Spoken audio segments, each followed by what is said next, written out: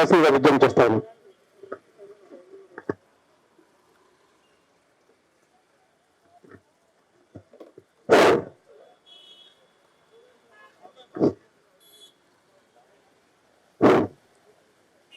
సభ అధ్యక్షులు,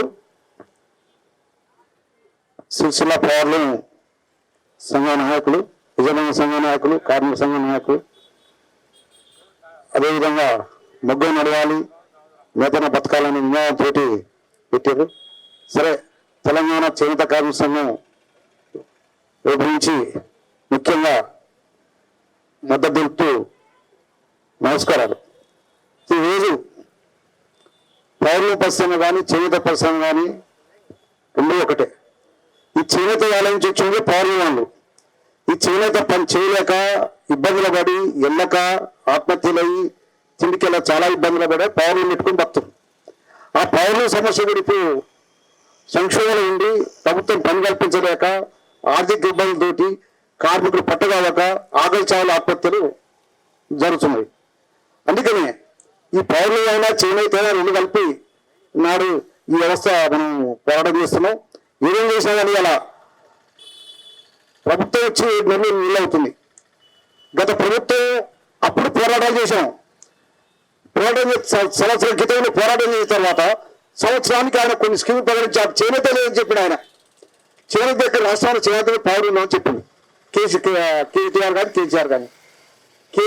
కేటీఆర్ మీ నియోజకవర్గ ఎమ్మెల్యే ఆయన లేవని చెప్పిండు. అప్పుడు మేము చేనేత ఐక్య కార్యాచరణ ద్వారా రాష్ట్ర వ్యాప్తంగా బస్సు యాత్ర చేసి ఓ బస్సు యాత్ర ద్వారా పెద్ద ప్రచారం చేసి అన్ని చేనేత కేంద్రం 50, 60, 70 చేనేత కేంద్రాలు తిరిగి చేసి చేనేత ఉన్నదని కేంద్రాలు తిరిగి హైదరాబాద్లో సదస్సు పెట్టాం. శ్రీ పోచంపల్లి సదస్సు పెట్టాం. చేనేత పరిశ్రమ ఉన్నది కాదు, రాష్ట్రంలో 40,000 ముగ్గాలు ఉన్నాయి. దాని 1,00,000 మంది దాన్ని ఆధారపడి జీవిస్తూ పౌరుల పరిశ్రమ చేనేత పరిశ్రమ చెప్పాం. ఆయన అనగా లాస్ట్ మూమెంట్లో 1 సంవత్సరం 2 సంవత్సరాలు ఈకలనగా ఆయన 2 ప్రకటించే స్కీములు.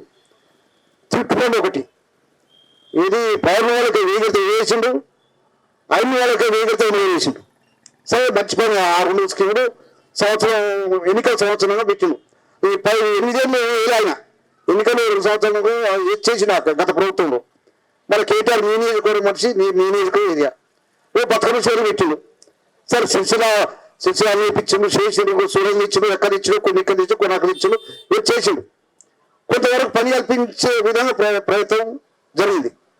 ఈ ప్రభుత్వం వచ్చిన సరే ఆ ప్రభుత్వం మీద ఈ ప్రభుత్వం వచ్చింది. ఈ ప్రభుత్వం వచ్చిన కూడా సరే ఈ స్కీమ్ కొనసాగిస్తాడు. కనీసంగా ఈ ప్రభుత్వం వచ్చినాక మన ఎమ్మెల్సీ గారు సీతారావు గారి ద్వారా ఇంటికి కనీసం 7 సార్లు మంత్రిని కలిసింది. మంత్రి కలిసి ఏం చెప్తే నాకే ఈ పరిశ్రమ తెలియదు, ఏం తెలియదు అనేది చెప్పేది. కమిషనర్ ఉండే పోయిన కమిషనర్ వచ్చింది. ఆమె ఏం చెప్పేది, చేనేత పౌరం అని ఒక పౌరం అందిస్తుంది. పౌరం ఎక్కడి మీరు పరిశ్రమ పద్ధతిలో కమిషనర్ తీసుకొచ్చింది. ఇలా తీసేసి కొత్త పాత వచ్చింది. ఇంతకు గతంలో చేసిన ఆయన రావు గారు, మన గూగుల్ శ్రీధర్ గారు భార్య. ఏం చేసినా కానీ ఆ కొంత అవగాహన ఉన్నది, అర్థం చేసుకుంటూ చేస్తుంది. అయితే మేము ఈ స్కీమ్ కొనసాగించాలి, చేయాలి.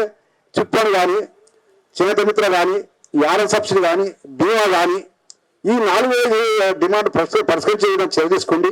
ఇంకోటి యారన్ సబ్సిడీగా మీరు ప్రయత్నం చేయండి. యారన్ సబ్సిడీ ఇచ్చే పద్ధతి చేయండి. చేస్తే ఇప్పుడు యారన్ సబ్సిడీగా మా అయిన వాళ్ళకు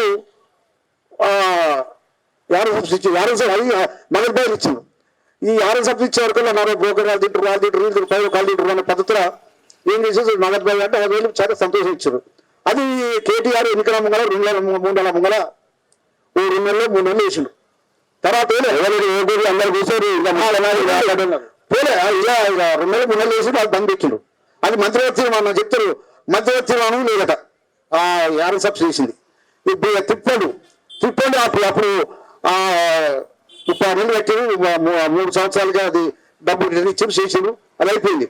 అయిపోయిన తర్వాత మళ్ళీ ఏం పెట్టాక ఈ తిప్పండి మళ్ళీ చాలు చేసిండు. మళ్ళీ 6 నెలలు ఈ కేటీఆర్ చాలు చేసిన తర్వాత ఇప్పుడు నడిచినా కానీ ఇవాళ 11 నెలల సంది తిప్పని డబ్బులు వస్తలేవు, యారన్ సబ్సిడీ లేదు, బీమా లేదు, అని పోయి ఈ ప్రభుత్వం 7 నెలలు అవుతుంది.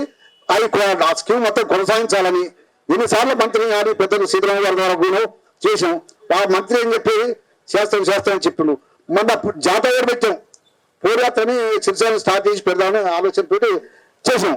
చేసిన తర్వాత మంత్రి గారికి వెళ్ళాలి చర్చలు పిలిచి అందరినీ పిలిచి వేళ సీతారామరావు పిలిచి చేసి మీరు పోరాట ఆపండి చేయండి, మీ కొత్తగా పార్లమెంట్ ఎన్నికలు 5 సంవత్సరాలు ఎన్నికలు పరిష్కారం చేస్తామన్న పద్ధతిలో ఆయన మంత్రి గారు చెప్పారు. మన కమిషనర్ గారితో చర్చ జరపని కమిషనర్ గారితో ఆయన మాట్లాడి చేసిన తర్వాత ఇంతవరకు నెల దాటింది, ఇంతవరకు ఏది లేదు. ఇప్పుడు అసెంబ్లీ నడుస్తుంది, అసెంబ్లీలో ఇంతవరకు బడ్జెట్ మన బడ్జెట్ పెట్టిరు, బడ్జెట్ కూడా పైసా పెట్టలే, ఏం పెట్టలే. ఆయన ఏమైనా చుట్టాన్ని కోసం ఆగిస్తా, బట్టలు కొనుగోలు చేస్తా, హాస్పిటల్ ఎక్కిస్తా ఆగిస్తే ఏంది మంచి సంతోషం. కానీ అసలు పరిష్కారం కాకుండా ఏది కాకుండా ఇది చేసేట్లనేది పద్ధత మా డిమాండ్.